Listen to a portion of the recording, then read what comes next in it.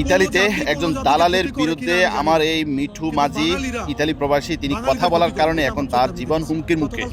Italy প্রবাসী ভাইরা সবাই ওনার পাশে থাকবেন, ওনার সাথে একটু যোগাযোগ করে রাখবেন। তীব্র নিন্দা প্রতিবাদ জানাই। মায়ের অধিকার কে আপনাকে দিছে?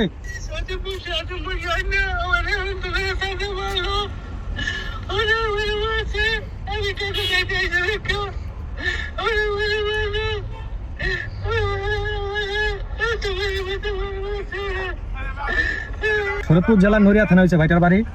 সে স্পন্সারে ইটালিতে আসছে। ইটালিতে আসার পর যারা আনছে, যে দালালরা আনছে, সে দালালরা কাগজপত্র কিছু করে দেয় নাকি।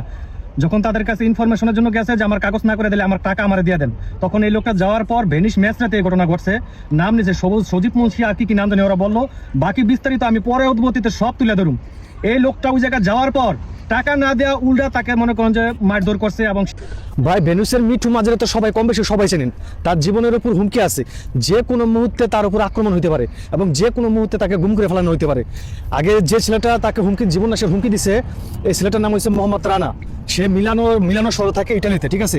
আগে ছেলের বয়সটা একটু শোনেন। মার দুধের কসম করে কইতে পারি, তুই যদি মিলানোর আশেপাশে দিতি না, তোর খোদার কসম তোরে মারতাম।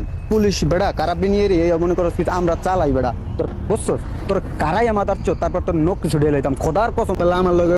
আমি এটার তীব্র প্রতিবাদ জানাচ্ছি এবং এটা বুঝতে পারতেছি না যে বিশ্বব্যাপী এটা কি শুরু হয়েছে। এখনও সৌদি আরবের মধ্যে মানুষদেরকে অপহরণ করা হচ্ছে, গুম করা হচ্ছে কিছু বাংলাদেশি দালালেরা, কিছু বাংলাদেশি চক্ররা। এখন আবার ইতালিতে এই কাজ দেখা দিয়েছে। তো এর কারণ কি আমি আসলে কিছুই বুঝতে পারতেছি না, কেন মানুষ এ ধরনের অপকর্মে জড়িয়ে পড়েছে। আপনি এই অপকর্ম দিয়ে কয়দিন দুনিয়াতে থাকবেন? আপনি কি মরবেন না? ওই যে দেখাতেছেন না মসজিদ, তার মালিক আমাদের রব আল্লাহ একজন তো আছে, সেই দিন সেটার হিসাব তো অবশ্যই দিতে হবে।